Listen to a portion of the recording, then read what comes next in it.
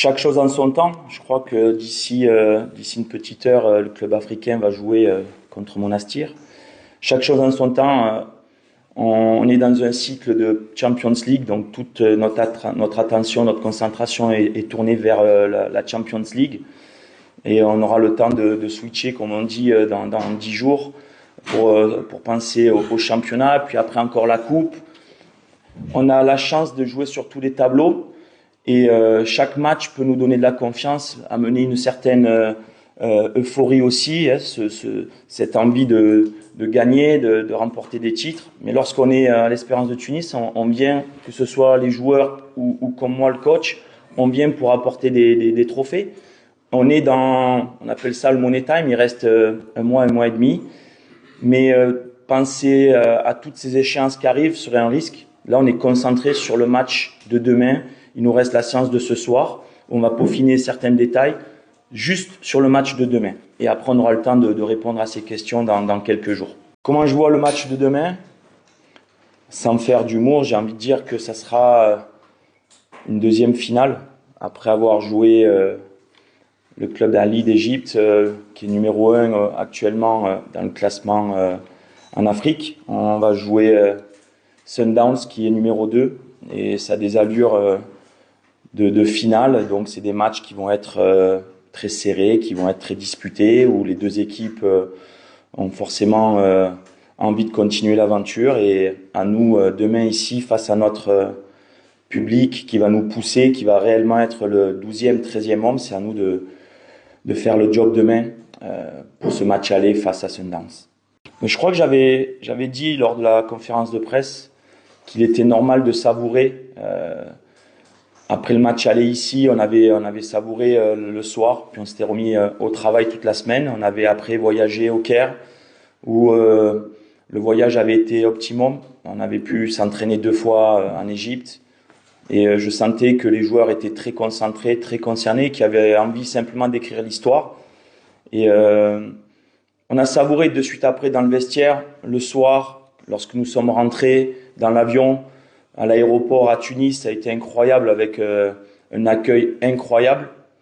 Et comme je vous ai dit, le lendemain, on s'est remis au travail parce que on se doit, en bon professionnel, on se doit de profiter de ces moments. Mais on sait qu'il y a tellement d'échéances importantes qu'on n'a pas trop le temps de rester dans ces euphories-là qui sont parfois dangereuses parce que tous les matchs ont une saveur différente. Il fallait, de suite après ce match retour d'Al-Ahly, certains sont partis en sélection, d'autres ont dû se préparer pour jouer un match de coupe qui n'était pas évident.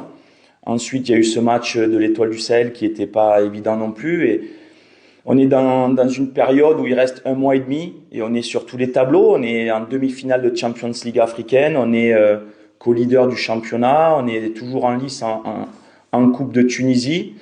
Donc on n'a pas trop le temps de penser, de rester tout là-haut. Il faut chaque fois se remettre en question. C'est le seul moyen de garder la confiance, mais de continuer d'être performant.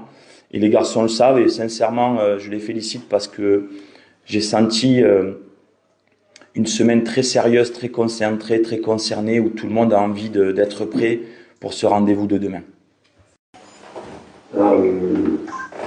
Regarde en première, et merci pour la question. C'est très joli de voir les femmes au foot, c'est vraiment important. Et je crois que cette équipe d'Espérance, c'est déjà une équipe avec beaucoup de changements concernant l'équipe qu'on a laissée ici. Il y a des entraîneurs qui ont passé ici, des choses qui ont été faites, des joueurs qui ont parti, des autres qui ont venu.